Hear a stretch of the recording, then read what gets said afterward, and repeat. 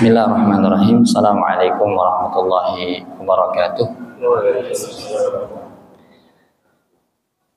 Alhamdulillah, salatu wassalamu ala rasulillah wa ala alihi wa sahbihi wa man tabi'ah hudah. Asyhadu an la ilaha illallah wahdahu la syarikalah wa asyhadu anna Muhammadan abduhu wa rasuluh. Qala Allah Ta'ala fi kitabihil karim, ya ayyuhalladzina amanu taqullaha haqqa tuqatih wa la tamutunna illa wa antum muslimun. Amma ba'd, fa inna asdaqal hadis kitabullah wa khairal hadi hadi Muhammadin sallallahu alaihi wa alihi wasallam wa syarrul umuri muhdatsatuha wa kullu muhdatsatin bid'ah wa kullu bid'atin dhalalah wa kullu dhalalatin finnar. Tsumma amma ba'd, ikhwatal iman wal Islam, ibu dan bapak serta saudara-saudariku yang semoga senantiasa dirahmati Allah Subhanahu wa taala.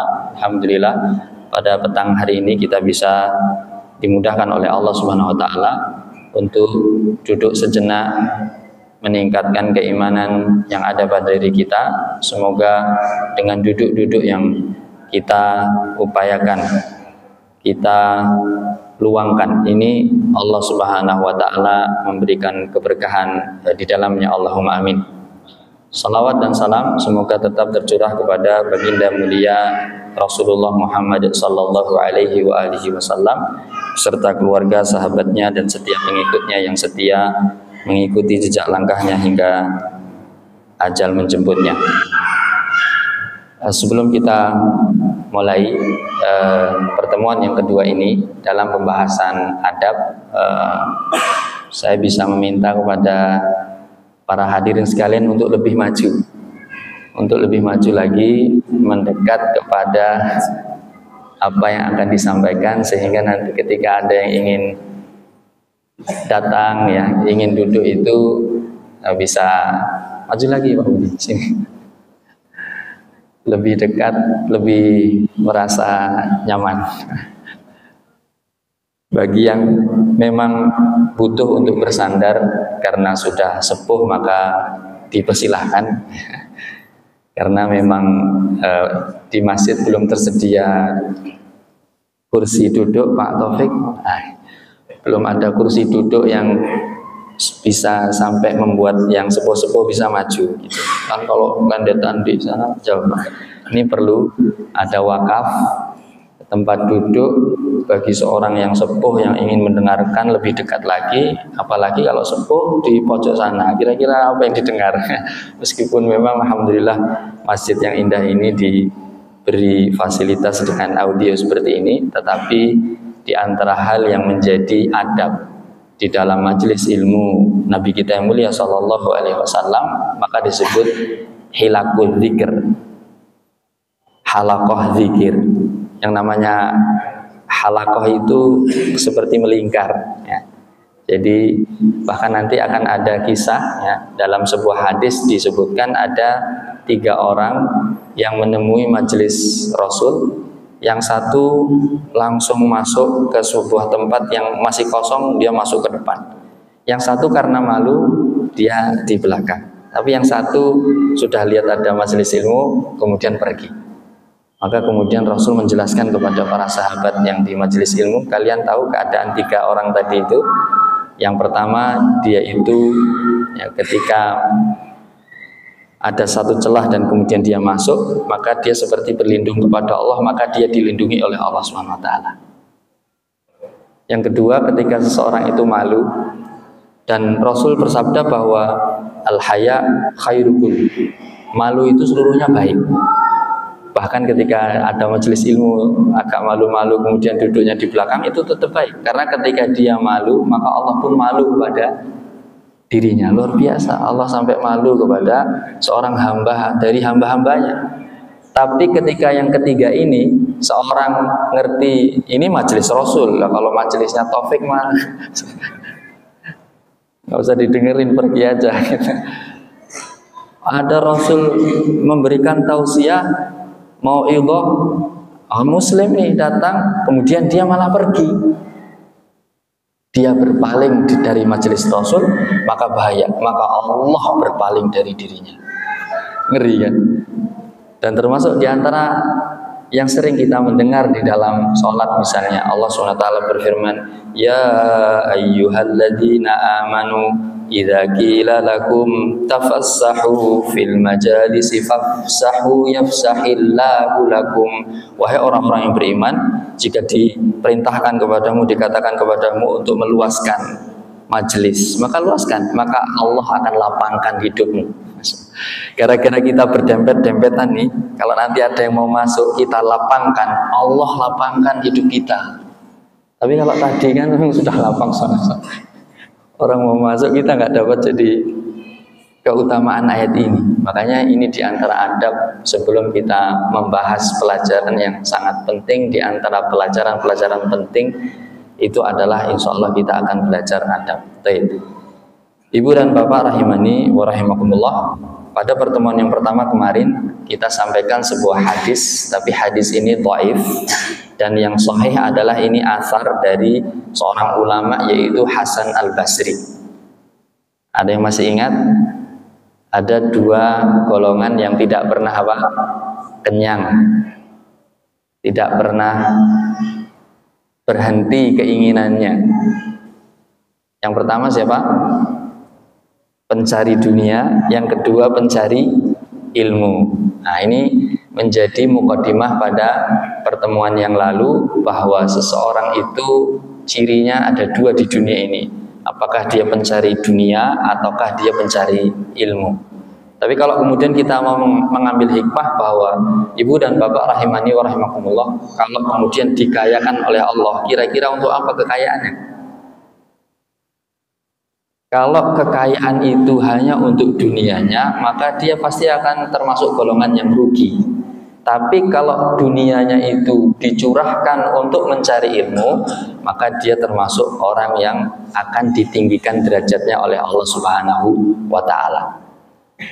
Coba kita lihat sejarah.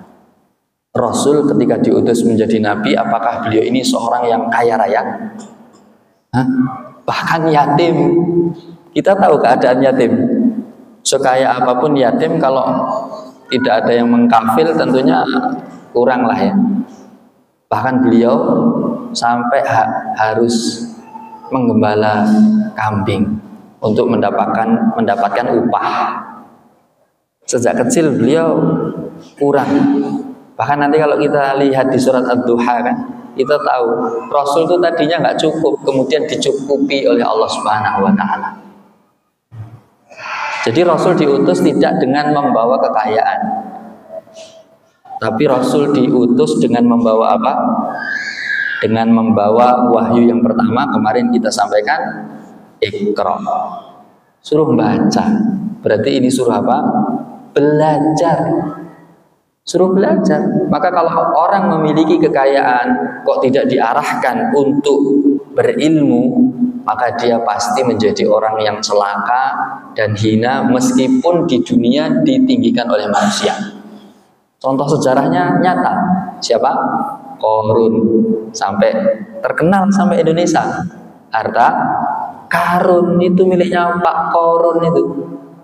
Sampai di Indonesia terpendam di mana-mana dinamakan harta karun. Tapi apa yang terjadi?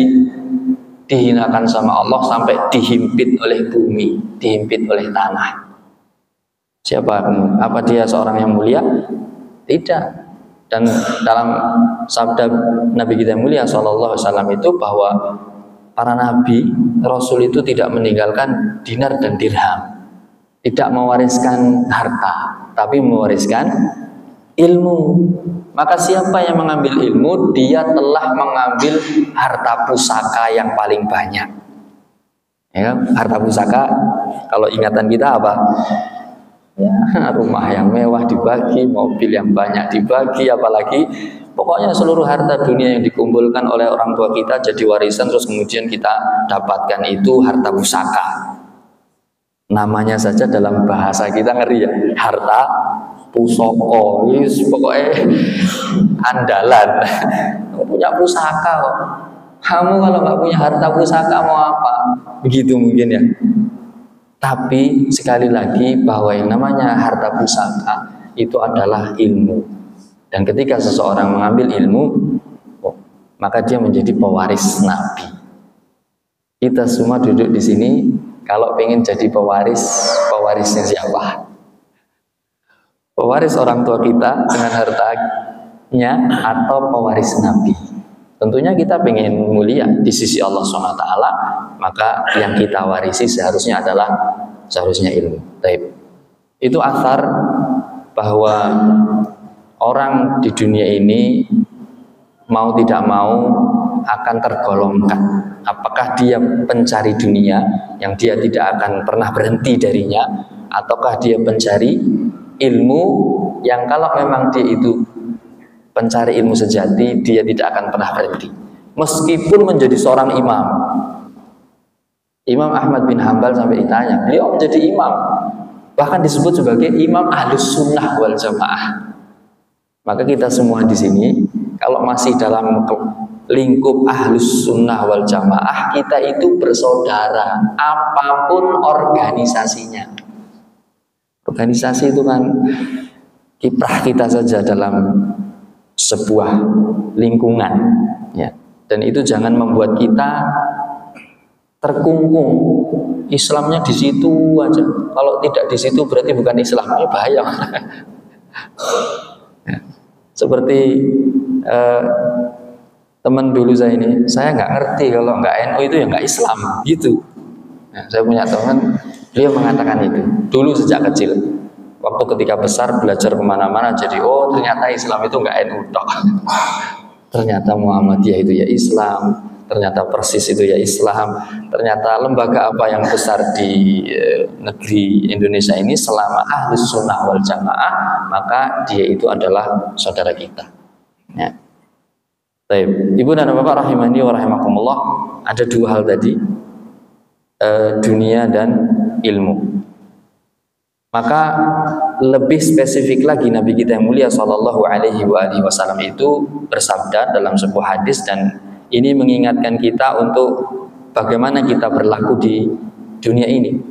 Mangkana di dunya hamma. Barang siapa yang kegundahannya, barang siapa yang keinginannya, barang siapa yang niatnya itu dunia, ya, farraqallahu alaihi amrah, maka Allah akan cerai beraikan perkara-perkaranya. Amrah, perkaranya. Mudhaf mufrad itu menunjukkan umum. Nanti kita pelajari di pembukaan dari Tadhkiratus Sami'. Barang siapa yang dia itu kegundahannya ketika bangun dari tidurnya itu hanya pengen mikir dunia, niatnya juga ketika hidup itu cari dunia saja, berarti ini kan tepat dengan perkataan Imam Hasan Al-Basri, ada dua orang gak pernah kenyang, pencari dunia. Maka apa yang terjadi? Farraqallahu amra, maka Allah akan mencerai beraikan urusannya. Wa ja'ala faqrahu baina ainai, dan dijadikan kefakiran itu senantiasa berada di depan kedua matanya. Mau lihat kemana saja, yang dirasakan apa? Ketidakcukupan, kefakiran. Rugi. Kalau sudah dengar hadis ini kok terus mencari dunia dalam arti menjadi niatannya, menjadi tujuan hidupnya, menjadi aktivitas seluruh umurnya, nah, dia tidak akan pernah merasa kaya. Meskipun dia orang paling kaya di Semarang. Maka dengan hadis ini menjadi bukti orang terkaya di Semarang, kalau dia tidak memiliki ilmu, maka dia itu orang paling miskin di sisi Allah Subhanahu wa Ta'ala. Dan orang ahli ilmu mengetahui bahwa dia itu orang miskin, meskipun hartanya banyak, karena dia merasa tidak cukup. Sudah punya harta yang banyak, masih apa? Mau menipu, mau mencuri, mengambil hak orang lain, tidak puas. Nah, kalau puasnya kalau apa Pak? Disumpel tanah. Dah puas, selesai dunia. Baik. Walam ya'tihi minad dunya illa ma kutibalah. Dan dunia itu tidak akan datang pada dirinya kecuali apa yang memang sudah dituliskan oleh Allah Subhanahu wa Ta'ala. Jadi kita ini boleh dan memang harus mengambil sebab mencari dunia ini, tapi jangan dijadikan apa? Tujuan utama dalam kehidupan kita. Jangan dijadikan keinginan kita hidup di dunia itu hanya mencari dunia. Pokoknya segala aktivitas itu ukurannya dunia. Makanya kalau para pencari dunia tidak mau duduk habis maghrib sampai isya. Sulit tuh, apalagi yang punya warung. Rame-ramenya itu ya maghrib isya. Kalau suruh ngaji, bangkrut. Nah, antum sudah jelas pencari dunia, pencari ilmu, sudah jelas kan? Yang mencari dunia maka dia pasti akan tidak mau menyempatkan. Tapi kalau ternyata oh ya nggak apa-apa lah, sepekan ngaji cuman sekali hari Kamis misalnya. Yang lain buat kerja dunia, tidak apa-apa. Nanti kalau sudah masuk ilmu, antum nanti pasti akan mencari cara bagaimana ya saya bisa ngaji, tapi itu tetap jalan. Iya pakai Zoom Pak. Di kerjaan Zoom gitu. Padahal kemarin kita sampaikan dulu para pendahulu kita soleh itu kalau ngerti ilmu dia datangi, tidak mau online. Meskipun harus menyeberang sebuah negeri, hanya satu hadis. Karena bisa jadi satu hadis itu bisa merubah seluruh kehidupannya. Tapi belum tentu seluruh dunia itu ketika sudah dimiliki itu bisa merubah sifat dan adab yang ada pada dirinya. Jadi tidak apa-apa Pak, datang hadir di majelis ilmu yang seperti ini kok tidak mudeng, tidak apa-apa. Pernah saya Utsaimin itu bertanya kepada yang hadir, yang namanya seorang guru kan boleh ya ngetes murid ya, karena beliau ingin tahu bahwa apa yang beliau sampaikan itu dipahami yang mana. Ternyata yang ditanya orang tua Pak, orang sepuh bukan anak muda. Kalau anak muda insya Allah jawabannya kan kalau dia fokus bisa. Ternyata orang tua ini jawabannya lah adri, saya tidak tahu apa yang kau sampaikan wahai Syekh. Lah terus kamu ngapain hadir di majelisku? Karena aku mendengar sebuah hadis Nabi bahwa seseorang yang duduk di majelis ilmu dia tidak akan celaka. Cuman itu toh. Akhirnya Syekh Utsaimin mengatakan, saya ini pengen ngajari orang, malah saya diajari oleh orang ini. Insya Allah. Bisa jadi, jangan dikira sepertinya antum semua kan murid, seperti saya guru gitu. Jangan dikira bisa jadi antum semua itu menjadi guru bagi saya. Dan jangan dikira bahwa duduk-duduk seperti ini sia-sia. Enggak. Tapi kalau antum duduk di para ahli dunia, pasti antum celaka. Kenapa? Omongnya gede kabeh. Marahi sumpek. Deg-degan gitu. Sehingga ngomong kayak gini, kayak ngomong kayak gini. Oh, semuanya tinggi-tinggi. Kita nggak ada yang ditinggikan. Gimana perasaannya? Aduh.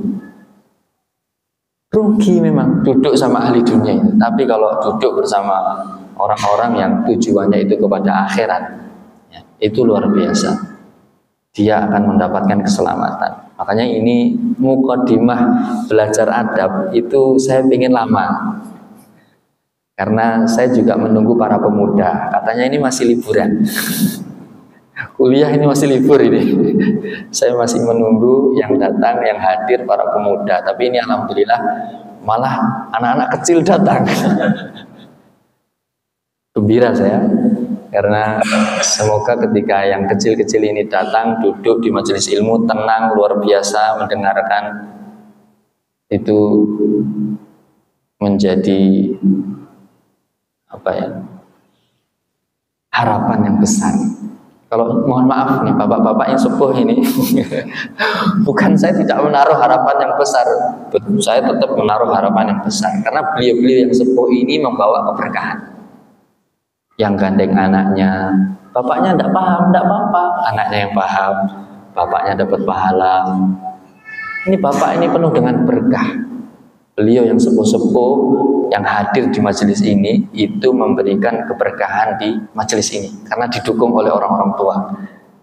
Tapi kalau orang tuanya nggak ada, anak kecil semua, nah ini juga repot ini. Ya, nanti terlalu apa? Ya, terlalu kemaki istilahnya orang Jawa itu. Anak muda kan nggak dibimbing orang tua bahaya, ya. Apalagi di zaman yang hari ini. Ya. Baik, itu sisi satu ya, bahwa dunia itu kalau dituju pasti akan membuat celaka orang yang menujunya. Kemudian yang kedua, wa man kanatil akhiratu niyatahu, barang siapa yang akhirat itu menjadi niatnya. Luar biasa, ini kalimat Rasul ketika berbicara tentang akhirat itu niatnya. Kalau dunia hammahu, ham itu kegundahan, Pak, kebingungan, ketidakpastian. Tapi kalau akhirat niatnya, niat itu sesuatu yang sudah tertuju, bukan sesuatu yang membingungkan, sesuatu yang memang menggerakkan seseorang. Orang bergerak sesuatu, saya yakin semua yang hadir di sini tidak mungkin datang tanpa niat. Tidak mungkin. Kalau itu disyariatkan oleh Allah Subhanahu wa taala, maka Allah mensyariatkan sesuatu yang tidak mungkin dilakukan manusia. Setiap aktivitas sadar kita itu pasti ada niatnya, dan aktivitas sadar itu yang menggerakkan apa? Niat. Maka jadikanlah akhirat itu niat kita. Sadar. Yang tidak sadar tanpa niat itu ketika tidur melindur jalan buka pintu terus kemudian nyetak mobil nabrak orang.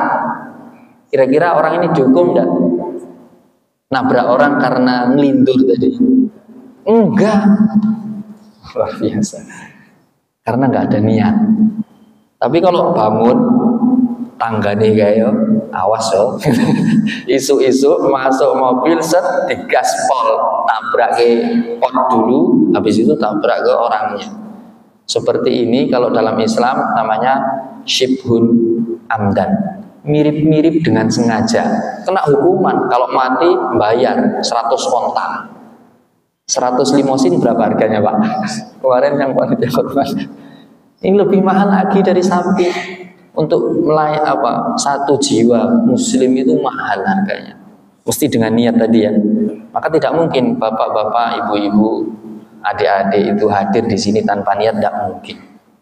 Makanya ketika kita membaca wa man kanatil akhirah niyatahu, barang siapa yang akhirat itu menjadi niatnya, menggerakkan pribadinya ketika hidup di dunia ini untuk menuju akhirat, apa yang dijanjikan oleh Rasul kita, jama'allahu amroh, Allah akan mengumpulkan seluruh perkaranya. Perkaranya jadi dekat semua. Yang tadinya jauh didekatkan, yang sulit dimudahkan, yang buntu diloloskan, yang enggak ada solusi jadi ada solusi.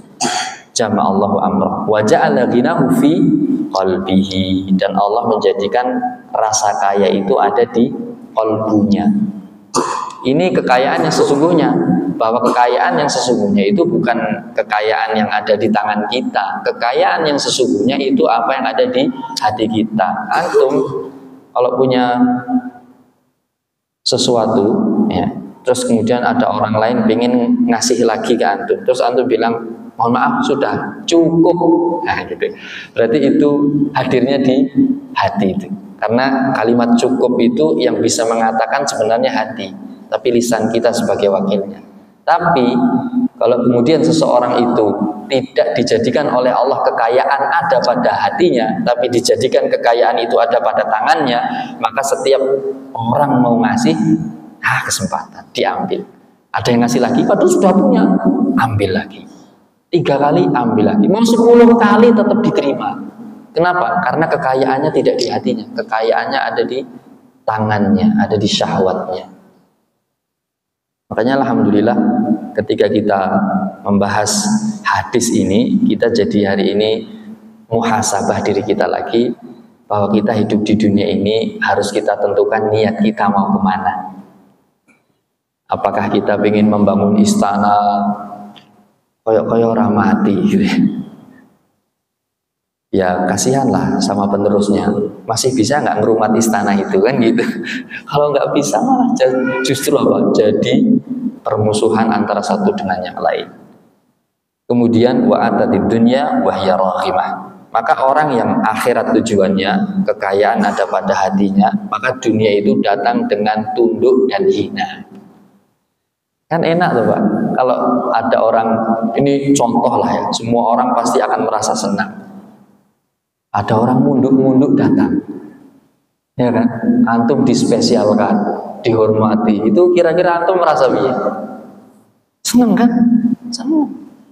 Nah ini, kalau kita mau dunia itu datang dengan hina, itu niat kita harus akhirat dan kekayaan letakkan dalam kalbu kita. Maka dijamin dunia akan datang dengan keadaan hina. Ini untuk menguatkan hadis dari athar Hasan Al-Basri bahwa di dunia ini cuma ada dua tipe, pencari dunia dan pencari ilmu. Maka dengan hadis ini kita semakin kuat bahwasanya sepertinya kita memang harus menjadikan diri kita orang yang senantiasa mencari ilmu, dengan catatan tentunya kita tidak meninggalkan dunia. Tidak. Rasul punya kuda harganya yang untuk perang itu miliaran, Pak. Jangan dikira kuda andong ya 40 yuto. Kuda andong loh 40 juta loh, dapat apa sekarang? Motor trail kan? Tuh. Itu kuda andong. Kuda yang dilatih bisa melaju dengan cepat, bisa memiliki teknik, bisa tiarap, bisa tidur, itu harganya miliaran. Rasul punya itu. Jangan dikira Rasul terus nggak punya apa-apa.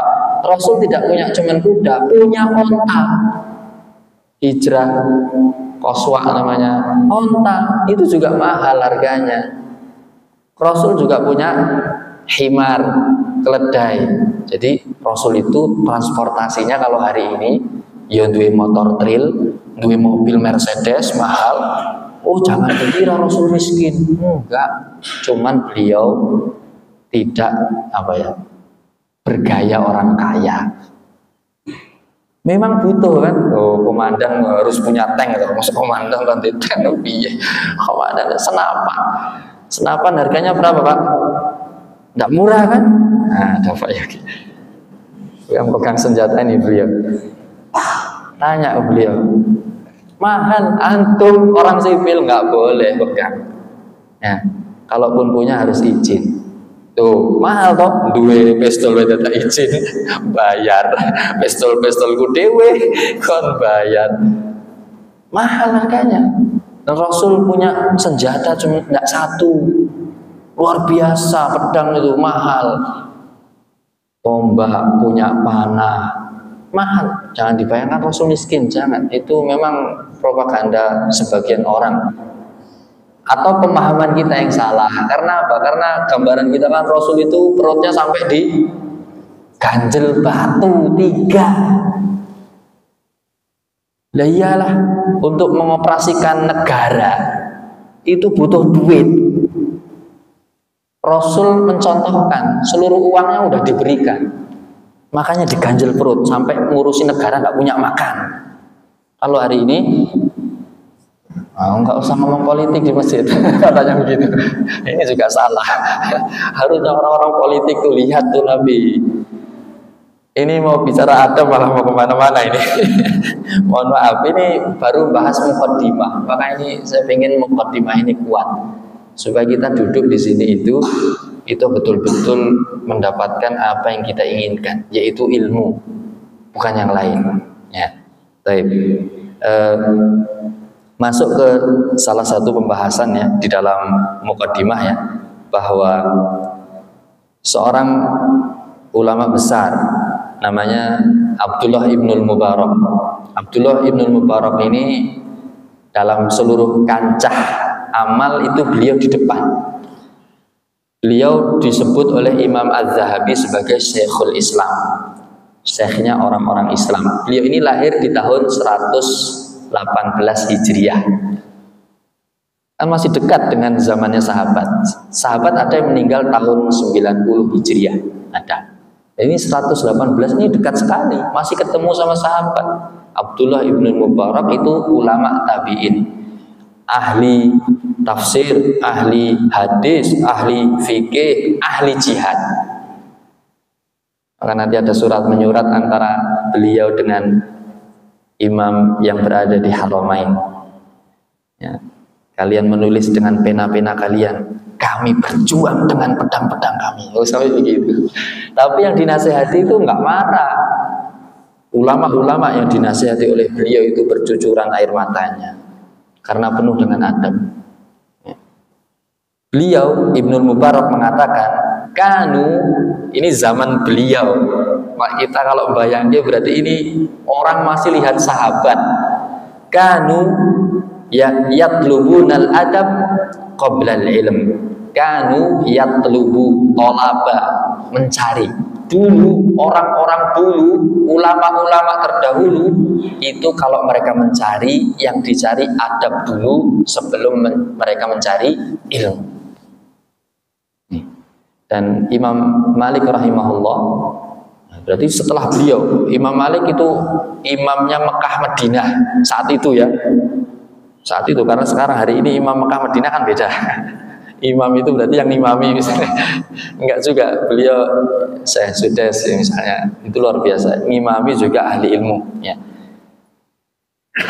Beliau ini ya, Imam Malik mengatakan lantas luha hadhil ummah, umat ini itu zaman beliau, apalagi zaman ini. Umat hari ini tidak akan pernah baik keadaannya illa bima saluha awwaluha, kecuali dengan mengikuti bagaimana generasi pertama itu diperbaiki oleh Allah Subhanahu wa taala. Jadi kalau generasi ini mau baik, maka harusnya meniru generasi yang lama itu. Dan generasi yang lama tahun 1018 Hijriah lahir, beliau mengatakan kanu yatlubunal adab qoblal ilm. Mereka dulu kalau mencari itu mencari adab dulu baru mencari ilmu. Tapi kalau kita kan enggak, cari ilmu di mana saja. Semarang jadwal ngaji mana? Senin, Selasa, Rabu, Kamis, Jumat, Sabtu. Ada pelajaran adabnya? Kaget kita. Astagfirullah. Ini bahaya ini. Makanya kadang orang belajar ilmu itu tidak untuk dirinya tapi nembak saudaranya. Sering dengar yang seperti ini, Pak. Orang sinau ben pinter ben bisa apa? Bisa nembak tuh. Ustadz kayak enggak bener, bid'ah. Apalagi kayak enggak jelas ilmunya, jangan datangi. Belum sudah difitnah, itu khawarij, yang satunya bilang itu murji'ah. Udah nggak ketemu. Karena apa? Bisa jadi niatnya dulu belajar itu tidak diawali dengan adab. Makanya saya ini ada beberapa kitab tipis-tipis sebenarnya. Sebenarnya akan kita bahas yang ini, Pak. Tazkiratus Sami. Tazkirah, namanya tazkirah itu kan pengingat. Orang pengingat itu berarti kan sudah pernah eling, sudah pernah hafal bahkan. Saya itu mau bacakan ini, saya aja belum pernah hafal. Makanya Syekh Shalih Al-Utsaimin itu mengatakan tazkirah itu bagi yang sudah pernah belajar. Tapi kalau belum pernah belajar, nama judul kitabnya bukan tazkirah, tabsirah, basor, supaya orang itu memiliki basirah. Belajar dulu, orang nggak tahu jadi tahu, ya kan? Tapi kalau sudah tazkirah itu berarti aslinya orang-orang pinter. Makanya kita husnudzon, insya Allah kita ini akan membahas kitab Tazkiratus Sami. Ya, kitab ini adalah kitab adab yang direkomendasikan oleh ulama terdahulu sampai hari ini. Beliau ini Ibnul Jamaah, kita sedikit mengenal kepada beliau itu lahir di abad ke-7. Kita sekarang abad ke-berapa? 14. Ini menunjukkan kitab beliau ini memiliki keberkahan dan diterima umat. Kalau kita mau husnudzon itu berarti ini beliau ilmunya diterima sama Allah. 7 abad setelahnya masih kita pelajari. Bapak dan Ibu kalau ngarang sebuah kitab, kira-kira sampai kapan akan dibaca oleh umat? Jadi kitab ini nanti kita akan atau sedikit lah ya. Sebenarnya makanya untuk menuju kitab ini saya perlu banyak mukadimah. Saya hadirkan 3 kitab kecil ini. Adab Thalabul Ilm ini karya Syekh Muhammad Said Ruslan. Saya pelajari di Mesir waktu itu. Ketika mau belajar minta izin ke beliau, dibolehkan tinggal dekat rumah beliau, maka salah satu pelajaran yang diajarkan adalah ini, Adab Thalabul Ilm. Kemudian ini Ini saya tidak punya aslinya. Ini Ta'zimul Ilm. Ini dulu pernah kita selesaikan di Al-Fatih. Ta'zimul Ilm. Ini karya seorang ulama hari ini. Dulu saya baru beberapa bulan yang lalu ditakdirkan bisa datang ke Makkah dan Madinah, dan ketika itu beliau memberikan daurah. Tahu Pak, daurahnya nanti mulainya Isya. Asar sudah nggak ada tempat. Madinah loh Pak, masjidnya luas banget. Kursinya ya sempit kan, tetap gini kursinya. Saya datang asar, itu kalau masjid ini sudah mungkin di parkiran sana Pak. Datang asar Pak, nanti Isya mulainya. Ini beliau Ta'zimul Ilm. Makanya betul murid-murid beliau itu mengagungkan ilmu. Gurunya belum datang, muridnya udah penuh. Kursi-kursi yang senderan itu sudah kemana-mana itu sudah. Ya di lokal itu, karena Masjid Madinah kan besar sekali. Hanya di satu lokal yang ini belum seberapanya luasnya. Ya. Ta'zimul Ilm. Nah ini, jadi ini dua ini. Sebenarnya satu ini, tapi ini juga terlalu dalam ini. Karya seorang Imam Nawawi, At-Tibyan fi Adab Hamalatil Quran. Ini dulu pernah diajarkan kepada anak-anak yang hadir di sini. Ini pernah belajar ini. Karena mereka belajar Quran, maka harus tahu adabnya. Bisa jadi orang hafal Quran, nggak tahu adabnya, nggak berkah Qurannya. Bisa jadi mungkin dia cuma hafal juz 30 nggak lengkap, tapi belajar penuh dengan adab, yang sedikit itu memberkahi seluruh kehidupannya. Saya tanya kemarin, saya tuh pengennya kalau yang hadir di sini itu anak-anak muda. Iya, mahasiswa. Sekarang alhamdulillah mahasiswa itu banyak yang dari pondokan karena ada jalur tahfidz. Sudah jumlahnya ratusan. Tapi sayang, testimoni dari yang ngajar ketua rohis di kampus-kampus Semarang itu, gimana Ustaz hafal Quran ya pacaran. Sing ora hafal Quran malah ora pacaran. Karena datang belajar, tahu adabnya, bagaimana muamalah dengan laki-laki dan perempuan. Lah sing hafal Quran malah nggak ada Qurannya. Wah, tapi itu harus ditarget, harus diingatkan lagi. Nah, itu cocok bagi teman-teman yang sudah hafal Quran, berarti pelajarannya memang tazkirah. Ngingetin tuh apa yang pernah dihafal. Tapi bagi kita yang belum banyak ilmunya, tafsirah. Semoga kita mendapatkan basirah ya, di dalam duduk-duduk kita yang cuma sebentar ini. Ini sudah mau isya kan? Ini baru mukadimah, belum membaca mukadimah kita. Tapi kita sudah tahu dulu, para ulama dulu mencari adab sebelum mencari ilmu. Kemarin kita sampaikan bahwa termasuk di antara hal yang terpenting yang harus kita awalkan di dalam pencarian ilmu itu adalah mencari ilmu adab. Jadi jangan dikira berarti ini paling penting. Ini termasuk yang penting seperti ilmu akidah, ilmu ibadah dalam keseharian kita ini. Ini penting. Orang kalau sudah sholat nggak tahu ilmu sholatnya bahaya, bisa batal, bisa tidak sah. Dan berarti ini harus berjalan secara paralel. Ilmu-ilmu yang basic itu harus berjalan dengan ilmu adab. Dan sebenarnya coba Pak, seluruh hal dalam kehidupan kita itu kalau nggak ada adabnya gimana rasanya? Nggak enak. Tapi kalau ada adabnya itu jadi indah, jadi enak dipandang, dinikmati oleh semua orang. Maka insya Allah pada pertemuan selanjutnya kita akan masuk ke satu mukadimah kitab ini. Mukadimah kitab ini dulu kita baca, baru kemudian kita akan menginjak ke kitab-kitab yang kecil, karena saya takut kalau ini kita bahas nggak selesai-selesai pada kabur.